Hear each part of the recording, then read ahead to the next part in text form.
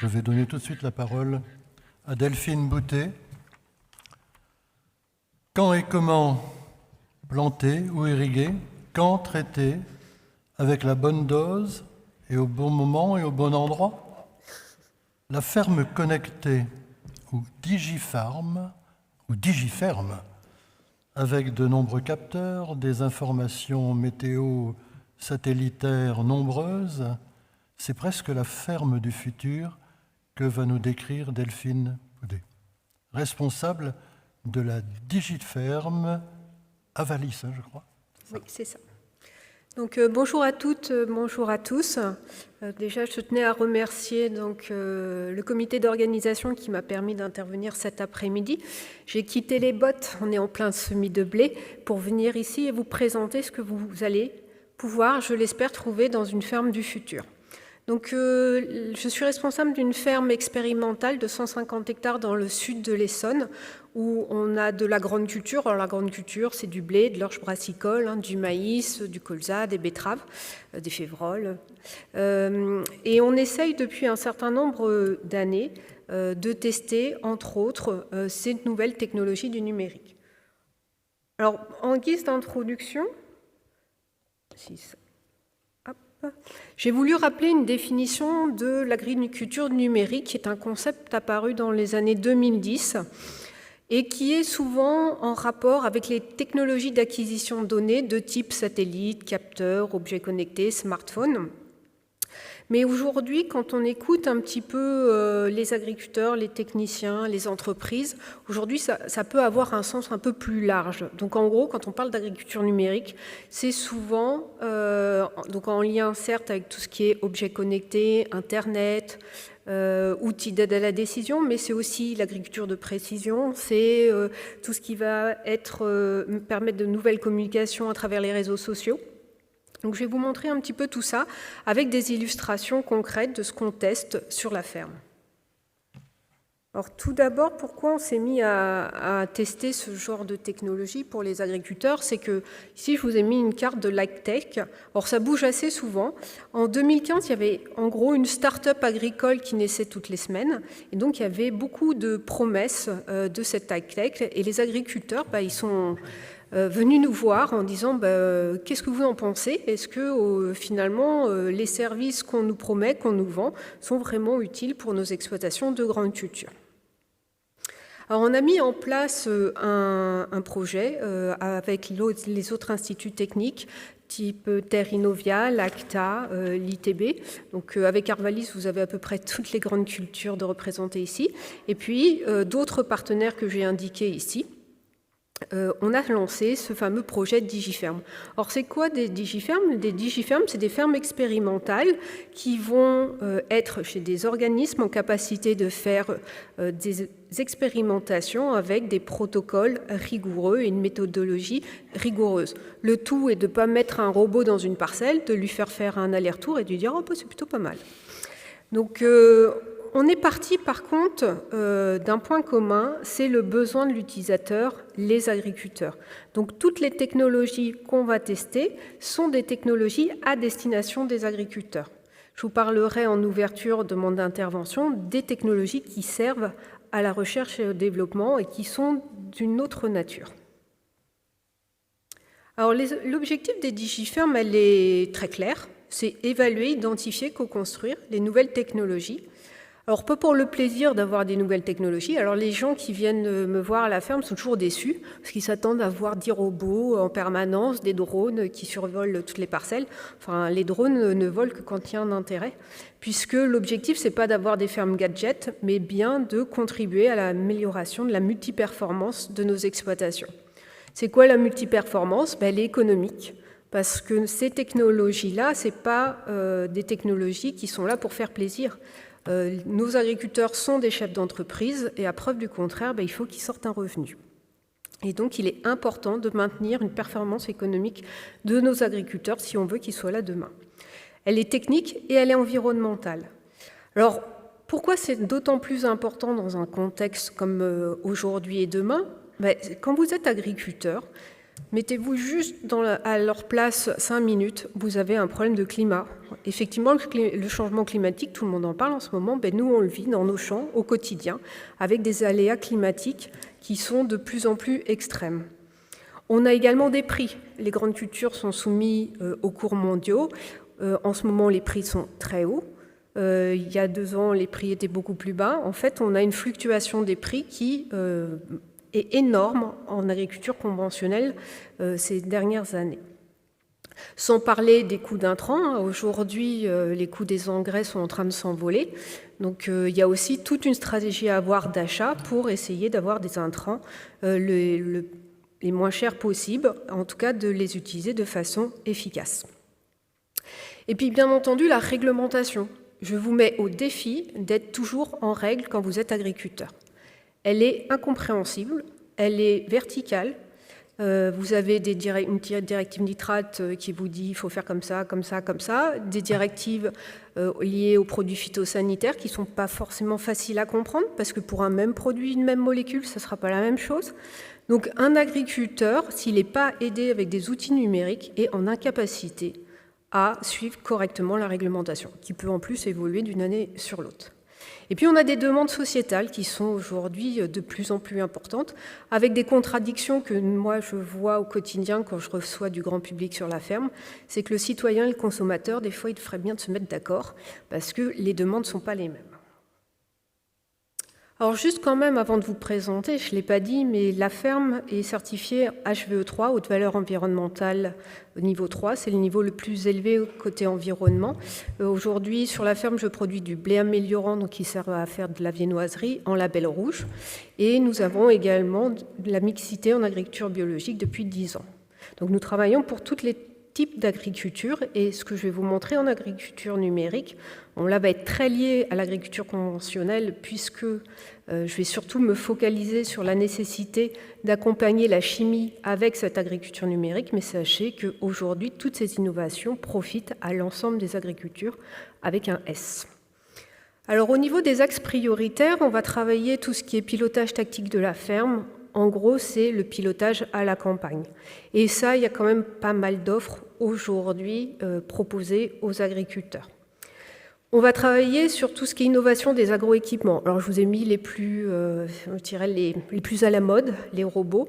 Alors, avant que les robots arrivent en grande culture, ils seront avant tout développés sur des cultures à plus haute valeur ajoutée. Je pense qu'on les verra plus facilement en vigne et en maraîchage, mais sachez qu'on y travaille. Et si on pouvait, on travaillerait sur les tracteurs autonomes. Or, aujourd'hui, je n'ai pas le droit de travailler au niveau de la France sur des tracteurs autonomes. On a également travaillé sur tout ce qui est désherbage électrique. Pour vous dire que c'est jamais facile, ces nouvelles technologies, c'est que le désherbage électrique, c'est pour se passer de glyphosate, sauf que quand vous voyez aujourd'hui la consommation d'énergie que demande une telle technologie, ça pose question. Est-ce que je veux pas de glyphosate, mais comment je fais si je veux pas non plus dépenser de l'énergie? Donc c'est jamais malheureusement tout rose, tout blanc ou tout noir. On a travaillé également sur produire et valoriser des data. Alors les data, c'est les données numériques, avec un seul objectif, si on pouvait, c'est le zéro saisie. Parce qu'à chaque fois, quand on est agriculteur, on pourrait passer sa vie au bureau à remplir toujours la même chose, ma variété, mes variétés, mon type de sol, mes dates de semis. Or, on a bien d'autres choses à faire et on préférerait être dans les champs. Et donc, on espère, on rêve le zéro saisie. Pour l'instant, tout ce qu'on a pu tester au niveau de la DigiFerm n'est pas très, très concluant. L'interopérabilité. Vous avez des technologies, par exemple, de zéro saisie qu'on a testées. Malheureusement, j'ai un logiciel parcellaire qui n'est pas compatible avec cette technologie-là. Donc, en gros, c'est comme si vous aviez un enregistrement qui était parfait, mais à un moment donné, quand vous voulez valoriser les données, vous ne pouvez pas le faire parce que les deux outils ne communiquent pas ensemble. Donc on rêve d'interopérabilité. Alors on a réussi à peu près à le faire au niveau des agroéquipements, parce que c'est vrai qu'au départ, il fallait en gros avoir une seule marque de tracteurs et d'outils pour que tout se cause bien. Maintenant, on sait contourner le problème. Et on attend la même chose aujourd'hui en agriculture numérique. Et puis la stratégie économie de l'entreprise agricole, c'est vraiment aujourd'hui le parent pauvre et c'est ce qu'on espère développer avec des entreprises dans les années à venir. En gros, la stratégie, c'est un outil qui nous permettrait de nous projeter à long terme. On parle de changement climatique, on parle d'avoir des exploitations plus résilientes justement par rapport à ce changement climatique, par rapport à ces à-coups économiques. Et ça, aujourd'hui, faire un choix d'assolement, essayer de trouver les cultures qui vont bien avec le quota d'eau qu'on peut avoir, ça n'existe pas encore très très bien. Or, le numérique, moi je vais surtout vous en parler comme une nouvelle possibilité de prendre une décision. Et ça, c'est vraiment révolutionnaire ces dernières années. Avant on avait les yeux, c'est déjà pas mal, les yeux sont des beaux capteurs, mais aujourd'hui on a, plus fort que nous, on a le satellite, on a les drones, on a le smartphone et on a des capteurs également qu'on peut mettre dans nos parcelles. Donc on a de nouvelles façons d'observer les cultures. On a également maintenant des technologies qui nous permettent d'enregistrer, de transférer, des protocoles de transfert de l'information qui sont révolutionnaires. Je vous en parlerai notamment au niveau des stations météo, puisque nous avons des réseaux bas débit qui aujourd'hui nous permettent d'avoir des stations météo chez les agriculteurs pour un moindre coût. Et puis l'analyse, aujourd'hui on a des supercalculateurs et on fait beaucoup mieux qu'avant en termes de modèles.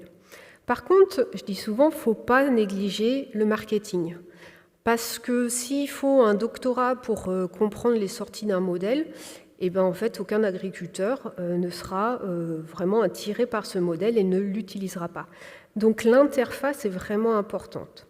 Et ça, je l'ai vu. Une application qui est très jolie, mais dont le moteur n'est pas très fiable, sera plus utilisé par les agriculteurs qu'un modèle qui est très bon, mais avec une interface qui est vraiment difficile à comprendre, à utiliser, et il ne saura pas l'interpréter. Donc il est important d'avoir toujours cette phase-là. Au quotidien, on fait la même chose sur nos téléphones. Les applications sympas, on les utilise, et puis celles qu'on n'aime pas trop, elles sont moins utilisées, même si elles nous paraissent intéressantes. Et puis ce qui est sympa aujourd'hui, c'est qu'on a des façons d'agir qui sont différentes. Alors pour une image vraiment qui nous a permis de révolutionner un certain nombre de choses, c'est que vos GPS dans les voitures, aujourd'hui on a mieux dans nos tracteurs. Et notamment à Boinville, on a ce qu'on appelle le RTK. Ça signifie que je suis capable avec le tracteur de revenir à 2 cm près au même endroit. Et vous imaginez maintenant un blé qui a 15 cm d'écartement. C'est pas beaucoup, 15 cm d'écartement. Et bien aujourd'hui, je suis capable de biner ce blé, parce que malheureusement, j'ai des résistances aux herbicides. Et donc, je suis capable de biner ce blé, les yeux fermés, la nuit, s'il fallait, grâce au RTK qui me permet de revenir au même endroit. Donc, c'est valable en agriculture conventionnelle, c'est valable en agriculture biologique. Donc aujourd'hui, si l'agriculture biologique n'empêche pas l'intégration de nouvelles technologies, au contraire. Or, l'enjeu pour l'agriculteur, pour que tout ça se passe bien, c'est clairement les données météo. On a des métiers qui sont, en tout cas dès qu'on est dehors et pas sous serre, dépendants du climat. Et donc, l'agriculteur passe sa vie aussi à regarder la météo pour prévoir les activités à venir dans les champs. Alors, on aime le temps réel, mais on aime aussi les prévisions. Alors, dans nos champs, si vous regardez, notamment en Île-de-France, on a 3000 stations à peu près maintenant qui sont apparues ces dernières années. Vous pouvez trouver un certain nombre de stations qui ressemblent à ça. Donc, c'est des stations météo qui sont assez compactes. Et en quoi elles sont innovantes, c'est que aujourd'hui, on peut s'en acheter une pour 500, 1500 euros. Bon, il y a un abonnement chaque année de 50 à 100 euros. Mais aujourd'hui, grâce à l'avènement des réseaux bas débit, qui sont en fait des protocoles de transmission de l'information qui ne permettent pas de transférer des images, mais des petits messages sur de longues distances, ce qui nécessite en plus moins d'antennes. En gros, avec 1000 antennes réparties en France, on arrive à couvrir tout le pays. On est à 10 fois plus pour le téléphone cellulaire. Donc vous voyez qu'aujourd'hui, c'est très facile de couvrir avec ces réseaux bas débit la France et donc d'avoir ce genre de stations déployées chez les agriculteurs. Alors l'intérêt aussi de ces stations, c'est qu'on a accès aux autres stations des réseaux et on a des réseaux communautaires de stations météo maintenant. Alors la perspective, c'est d'avoir des données spatialisées, de mieux en mieux données, parce que quand il pleut sur la station, à 5 km, pareil, vous pouvez ne pas avoir reçu la même somme de pluie. Or, la pluie est très importante, notamment pour déclencher les interventions maladie. Et on attend, et ça c'est le futur, des données prévisionnelles de plus en plus fiables. On estime aujourd'hui qu'on gagne 1 jour de précision tous les 10 ans. Alors, aujourd'hui, le téléphone, beaucoup d'agriculteurs ont un téléphone, même s'il reste malheureusement des zones blanches en France, le smartphone, c'est devenu un super outil de reconnaissance. Alors, on a déjà des applications mobiles qui nous permettent d'identifier des adventices, des maladies, des insectes, des auxiliaires, mais c'est des choses qui sont en développement et qui, je l'espère, vont s'améliorer vraiment dans les années à venir. Alors pour que ça s'améliore, il faut 2 choses. Il faut du deep learning, et là ça tombe bien parce qu'aujourd'hui, toutes ces méthodes d'apprentissage de nos machines sont très performantes. La seule chose qui manque en agriculture sur certaines de ces catégories, c'est des bases d'apprentissage. Parce qu'une machine, ça peut apprendre, mais ça ne peut pas apprendre si vous ne lui avez pas montré à un moment donné suffisamment de photos de coquelicots pour lui dire ça c'est du coquelicot et ça c'est pas du raiegras. Donc ça c'est en train d'être fait au niveau du monde agricole, alors pas qu'au niveau français, au niveau international. Ça c'est important parce que vous avez tellement de cultures, tellement de bioagresseurs que les agriculteurs, comme les techniciens qui les accompagnent, n'ont pas forcément connaissance de tous ces bioagresseurs. On a également des pièges connectés qui sont en développement, notamment si vous venez à la ferme de Boigneville, vous verrez en ce moment des pièges de Sangos qu'on est en train de suivre. C'est des pièges qui vont en fait suivre les limaces, l'activité des limaces. En plus, ça tombe bien parce que les limaces, ça bouge plutôt la nuit. Bon, j'ai essayé de dire à mes techniciens qu'il fallait venir regarder la nuit, mais c'est quand même mieux quand c'est un capteur qui le fait. Et puis vous avez un autre exemple, là c'est des pucerons, c'est typiquement des pièges dont on a besoin en ce moment. Alors le seul frein de ces pièges, c'est qu'il faut des connexions, comme ça prend des images, et je vous ai raconté, mes réseaux bas débit, ça ne rentre pas dans les tuyaux, donc il faut des réseaux un peu plus importants, et là ça coûte déjà un peu plus cher.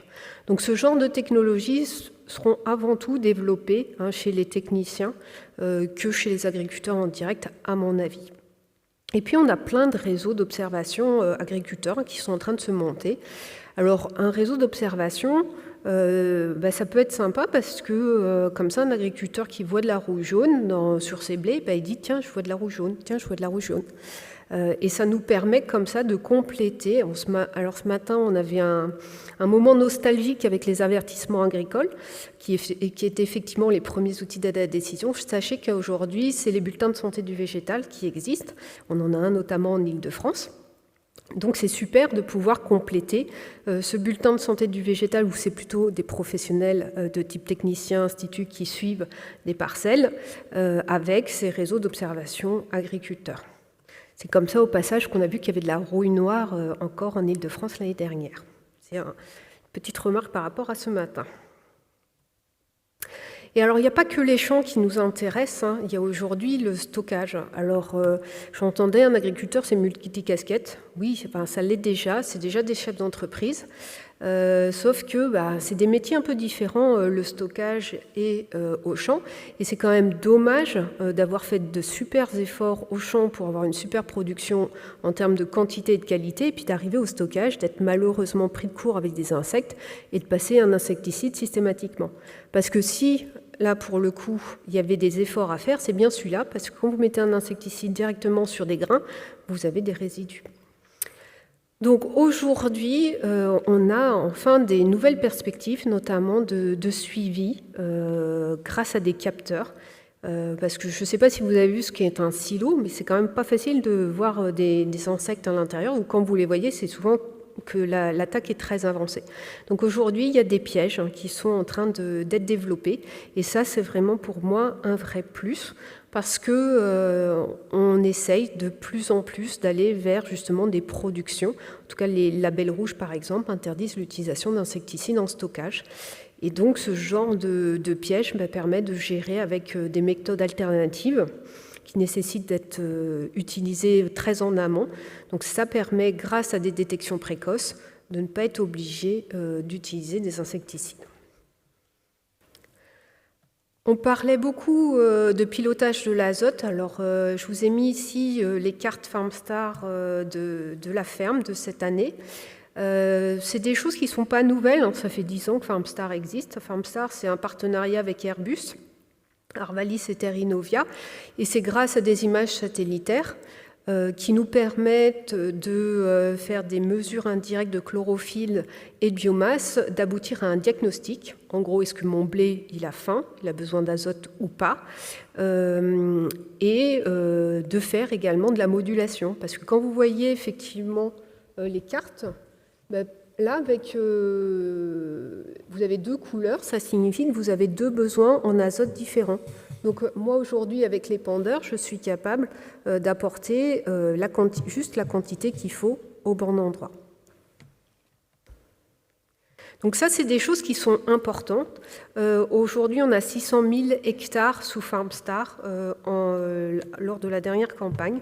Donc c'est un outil d'aide à la décision qui est très utilisé. La réglementation nous aide également à déployer ce genre d'outils, puisque aujourd'hui, la directive nitrate, quand vous êtes en zone vulnérable, donc toute l'île de France est en zone vulnérable, nous permet d'apporter, de nous déconnecter de la dose totale calculée bêtement en début de campagne grâce à l'utilisation d'un tel outil.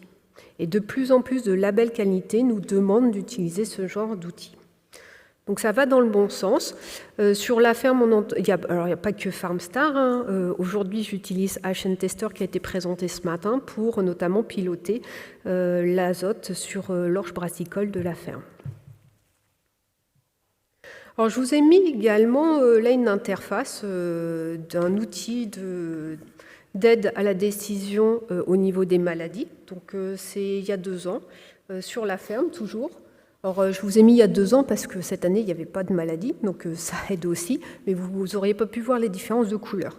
Donc, en gros, là, vous avez les outils d'aide à la décision, comment ça marche ? Ça prend en compte la date de semis, ça prend en compte la variété. C'était dommage que M. Després ne soit pas là ce matin, parce que ce qui va aussi sauver la chimie, pour moi, c'est ce couple génétique-chimie, qui aujourd'hui en blé, notamment, a énormément progressé. Il y a 20 ans, quand vous vouliez avoir une variété résistante aux maladies, et donc mettre moins de produits, il fallait en gros choisir une variété qui produisait moins, une variété que j'appelais moi blé à cochon. Et en Île-de-France, on fait du blé de qualité puisque notre blé est destiné à l'alimentation humaine. Donc c'était un petit peu délicat. Ma coopérative voyait d'un mauvais œil arriver ce genre de blé. Aujourd'hui, je dis que les sélectionneurs ont permis de finalement réunir tout le monde, puisqu'on a aujourd'hui des variétés résistantes aux maladies, qui sont super bien en termes de productivité et qui sont superbes d'un point de vue qualité technologique. Donc la génétique nous a énormément aidé ces dernières années à s'améliorer sur la protection des maladies. Sauf que si vous n'utilisez pas un outil d'aide à la décision, comment finalement vous allez pouvoir moduler votre gestion de la protection ? Parce que l'objectif, moi je conseille sur une exploitation francilienne toujours d'avoir au moins 3 ou 4 variétés. Pas tant pour le risque maladie, plutôt pour l'aspect aléa climatique. Mais quand vous avez 3 ou 4 variétés, l'objectif, c'est de ne pas les protéger de la même façon, mais de les protéger selon le risque encouru par chaque variété. Et c'est ce que permet un outil d'aide à la décision. Là, vous voyez, vous avez différentes variétés avec des profils différents. La variété idéale n'existe pas, donc il y a encore du boulot pour les sélectionneurs. Et puis, vous allez voir qu'il y a un certain nombre de maladies indiquées. Ça va dépendre du moment où j'ai pris la photo. Là, c'est au mois d'avril, donc c'est surtout sur la septoriose. Et vous allez voir que sur certaines maladies, tout se passe bien. Et puis, sur d'autres, on me conseille d'aller regarder s'il faut ou pas intervenir. Alors c'est bien un outil d'aide à la décision, hein, et c'est toujours l'agriculteur qui est décideur final de si j'y vais ou j'y vais pas. Or les modèles, c'est juste une simulation de la réalité. S'ils étaient toujours bons, ça se saurait. On aimerait bien, mais ça ne se passe pas toujours comme ça. Par contre, on a aujourd'hui des outils type images satellitaires, des capteurs aussi des piquets connectés qu'on a pu tester notamment dans un certain nombre de projets européens qui permettent ce qu'on appelle le forçage des modèles. Et là, on atteint vraiment des très très bons résultats au niveau des modèles. Donc aujourd'hui, les nouvelles technologies vont nous permettre d'améliorer les outils de la décision. Alors l'enjeu pour l'agriculteur, hein, c'est bien, je le répète, une prise de décision facilitée et pertinente. C'est donc de permettre à l'agriculteur de valoriser ces données, les données extérieures, de façon simple et transparente. Si vous commencez à lui dire ça, ne regarde pas, c'est des algorithmes, en gros c'est la boîte noire, un agriculteur ne sera pas attiré ou ne sera pas à même d'utiliser un modèle. Il faut être transparent. Et cette transparence, elle nécessite aussi qu'il y ait le moins de saisie possible, parce que plus vous allez utiliser d'outils d'aide à la décision, et plus vous allez devoir répéter les mêmes informations. Et ça, c'est quand même dommage qu'il n'y ait pas d'interopérabilité, de communication entre chaque outil. Et ce qui est important, c'est que l'agriculteur reste maître de ses choix. Et pour nous, c'est vraiment un passage obligé. Ce n'est pas la machine qui décide c'est l'agriculteur, au vu des informations qu'on lui a données, qui décide d'intervenir. Donc voilà un petit peu sur tout ce qu'on travaille aujourd'hui avec les entreprises du numérique, l'objectif étant d'aboutir à une agriculture multiperformante. Alors je vais vous donner un exemple là, sur le désherbage. Alors effectivement, j'ai retenu plusieurs fois, ça m'a fait plaisir ce matin chez des intervenants de dire le vrai problème, ce n'est pas les maladies et les ravageurs, ça c'est vrai en grande culture, quoique pour les ravageurs du colza, c'est surtout aujourd'hui les adventices, hors mauvaises herbes. Alors moi je parle même de flore spontanée avec les politiciens parce qu'il n'y a pas de mauvaises herbes sur Terre. C'est pas possible. Donc moi, je veux bien changer le nom, hein, je veux bien les appeler comme tout le monde veut, mais étant donné qu'ils sont là, il va falloir quand même apprendre à les gérer. Et malheureusement, aujourd'hui, on ne sait pas bien le faire. La chimie, aujourd'hui, est un petit peu à bout de souffle. Les biocontrôles, ça n'existe pas aujourd'hui. En tout cas, en grande culture, on n'a pas de solution malheureusement intéressante. Et donc, par défaut, je vais essayer tout ce qui va pouvoir me permettre de mieux les gérer avec mes équipes. Et les technologies sont une façon d'essayer d'y remédier. Donc voilà, avis à la population, si les chimistes veulent travailler sur la gestion des adventices, vous êtes bienvenus, et notamment à la ferme. Donc on a des technologies qui les reconnaissent, ça c'est bien, mais enfin après il faut pouvoir les gérer quand même. Et au passage, je fais un aparté, mais vous pouvez avoir une super génétique, une variété qui va résister au stress climatique, au stress biotique, mais si vous la mettez dans un champ de raisin, ça restera toujours une mauvaise variété de blé. D'où l'importance de pouvoir gérer demain ces adventices. Et les agriculteurs bio, ils passent leur vie à gérer mécaniquement les adventices. Donc dans aucune agriculture aujourd'hui, en grande culture, on a un point positif de ces adventices. Et en plus, on a un certain nombre de problèmes sanitaires qui sont en train de monter, notamment en Île-de-France. Je fais référence à de l'ergot. C'est des choses qu'on voit de plus en plus. Donc, je vous renvoie à Wikipédia pour ceux qui veulent savoir ce qu'est de l'ergot.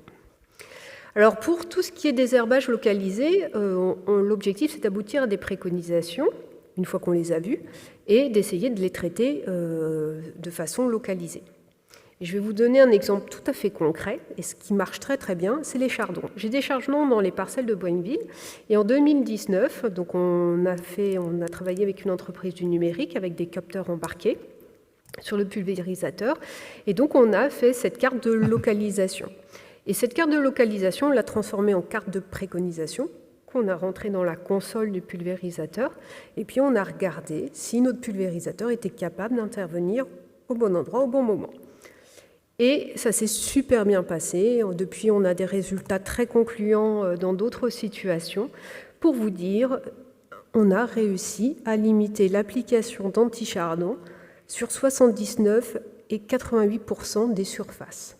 Donc pour nous, ça c'est très très important de pouvoir avoir ce genre de technologie à portée de main parce que ça nous permet aussi d'envisager de garder nos produits les plus longtemps possible. Parce que tous les produits qui marchent, on a envie de les garder le plus longtemps possible. Alors, juste le souci de ce genre de technologie, on aimerait que ça marche sur tout. En Ile-de-France, quand vous allez au printemps vous balader, ce que vous voyez dépasser des cultures, c'est souvent du raies-gras. Malheureusement, aujourd'hui, une fois que les capteurs voient le raies-gras, on est en incapacité de les gérer avec de la chimie, puisqu'on a des résistances. Donc ça marche pas pour tous les couples, et c'est ça qui est un peu compliqué. Au niveau de la robotique, aujourd'hui, ce qui est surtout présent sur le marché, c'est ni plus ni moins que des portes-outils qui vont avant tout biner. C'est la majorité des outils. Donc, on a pu tester un certain nombre de guidages, d'efficacité. En termes d'efficacité, c'est ni plus ni moins que des bineuses classiques autoguidées. Mais qui ont l'avantage de ne pas avoir, de libérer du temps pour les agriculteurs. Donc ça, c'est des choses qui vont être amenées à être utilisées sur des cultures à haute valeur ajoutée, parce que c'est quand même aujourd'hui des technologies qui coûtent assez cher, qui ont des problèmes réglementaires déjà à relever, puisque aujourd'hui, j'ai le droit d'utiliser un robot seulement si je suis à côté. Donc c'est quand même dommage, autant être dans le tracteur bien au chaud qu'à suivre le robot. Bon, et puis on a un souci aussi en France, c'est qu'on parle de grandes cultures, de grandes parcelles, mais on n'a pas les parcelles des pays comme les États-Unis, le Canada. Donc on a quand même aujourd'hui des robots qui ne sautent pas la route ou qui ne traversent pas la route tout seuls. Et donc on a quand même quelques freins. C'est pour ça qu'aujourd'hui un certain nombre de personnes de l'INRAE, anciennement c'est Maghreb, pense qu'on aboutira en France plus à des flottes de petits robots que de gros robots, parce que ça sera plus facile à transférer d'une parcelle à une autre. Puis si on rêvait, moi je rêve de ça, c'est d'arriver le matin, d'avoir, alors j'ai la chance d'avoir toutes mes parcelles d'un seul tenant, c'est de voir en fait que les préconisations sont arrivées, tiens, sur cette parcelle de blé, il va falloir apporter de l'azote. Ok, quel temps il fait ? Est-ce qu'il y a de l'eau, pas de l'eau ? Parce que pour que l'engrais porte, il faut de l'eau, c'est mieux. Et donc ça, on l'a à peu près déjà. Ça, c'est des choses qui existent. Par contre, ce qu'on n'a pas, c'est ça. C'est en ce moment le côté économique. Et aujourd'hui, on est soumis à des cours mondiaux. Donc en fait, nos prix du blé, quand ils sont bas, il faut qu'on fasse très attention aux charges qu'on peut mettre sur les blés. Donc ça, c'est très important pour nous de pouvoir développer ce genre d'outils d'aide à la décision avec une intégration économique. Et puis, le pilotage tactique, si on rêvait, alors il y a des débuts, on a des choses qui ressemblent un petit peu, c'est de pouvoir regarder mes atouts et faiblesses par rapport à mon environnement, par rapport à mes voisins. Alors, économiquement, ça existe déjà dans certains cas, mais tout ce qui est qualité technologique, sécurité des volumes et encore moins les indicateurs environnementaux, ça c'est déjà beaucoup plus difficile à obtenir et à se comparer. Et ça, c'est vraiment un vrai plus. Parce que si j'ai des voisins qui font mieux, ça m'interpellera et je me dirai pourquoi eux, ils arrivent à le faire et pas moi. Et donc, je serai plus à même de pouvoir changer. C'est toujours bien de savoir se positionner dans un groupe. Les réseaux sociaux aussi, l'Internet, ont permis également de délier la parole. Alors, je dirais que ça a permis de simplifier, faciliter les échanges de savoir. Les agriculteurs sont très présents sur les réseaux sociaux. J'ai un groupe WhatsApp, par exemple, avec des agriculteurs, ça sonne toute la nuit. Donc, il y a beaucoup d'échanges de savoir. Et puis, il y a également beaucoup d'agriculteurs qui, aujourd'hui, communiquent sur leur métier. Parce qu'effectivement, la meilleure réponse qu'on peut faire à ces gens qui n'arrêtent pas de lancer des fake news dans la presse, pour moi, le meilleur moyen qu'ont les agriculteurs, c'est d'expliquer ce qu'ils font, pourquoi ils le font, et en toute transparence. Parce que, effectivement, pendant des années, on n'a pas expliqué au grand public ce qu'on faisait, pourquoi on le faisait, et on s'y est mis un petit peu tard. Et aujourd'hui, beaucoup d'agriculteurs, en toute transparence, expliquent pourquoi ils interviennent, pourquoi ils protègent leurs baies, pourquoi ils mettent de l'engrais. Et ça, pour moi, il n'y a rien de mieux que des ambassadeurs comme ça pour informer le grand public. Alors, le numérique, et ça sera une de mes dernières slides, c'est aussi très important dans la recherche agricole. Et autant chez les agriculteurs, vous ne verrez que des capteurs pas très chers, parce que des capteurs qui sont beaucoup de capteurs très importants de type caméra RGB, des lidars, des choses comme ça, vous les verrez plutôt sur des arches, ce qu'on appelle la phénomobile, des drones, mais destinés à la recherche. Et ça, aujourd'hui, le numérique nous permet, notamment en sélection variétale, d'aller beaucoup plus vite. Et notamment, là, vous voyez ces serres là, qui nous permettent de faire la pluie et le beau temps. Avec des super technologies, aujourd'hui, on arrive à sélectionner des variétés plus résistantes, plus tolérantes à la sécheresse, au changement climatique en blé et en maïs.